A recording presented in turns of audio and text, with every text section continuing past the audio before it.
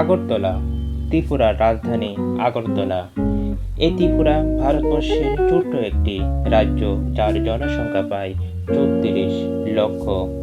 পুরো আগরতলা জুড়ে রয়েছে প্রাচীন রাজাদের নিদর্শন।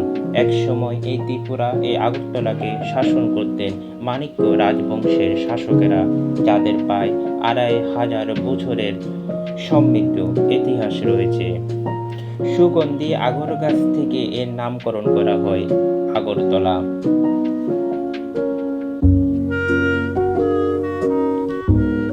আগরতলার সবচেয়ে জনপ্রিয়, সবচেয়ে আকর্ষণীয় দর্শনীয় স্থান হচ্ছে আগরতলার ঐতিহাসিক রাজবাড়ি।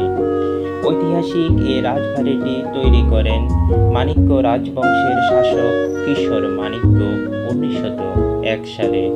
বর্তমানে এই রাজবাড়িটি ত্রিপুরা রাজ্যের সরকারি জাদুঘর, এবং এই জাদুঘরে বাংলাদেশের মহান মুক্তিযুদ্ধের ইতিহাস নিয়ে আলাদা একটি গ্যালারি রয়েছে।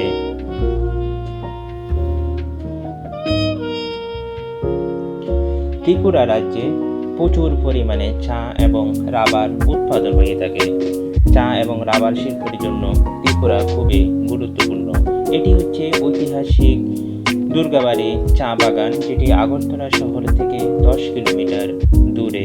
এই চা বাগানটি 1920 থেকে 1921 সালের দিকে এটি গড়ে ওঠে। বর্তমানে এই চা বাগানটি ত্রিপুরা রাজ্যের অন্যতম দর্শনীয় স্থান।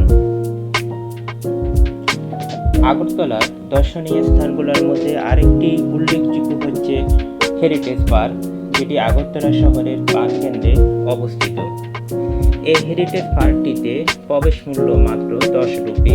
প্রায় 10 একর জমির উপরে নির্মিত হয় এই হেরিটেজ পার্ক। তাছাড়া এই হেরিটেজ পার্কটিতে ত্রিপুরা রাজ্যের সকল ঐতিহাসিক এবং গুরুত্বপূর্ণ স্থাপনা খুবই ছোট্ট পরিসরে তৈরি করা হয়েছে।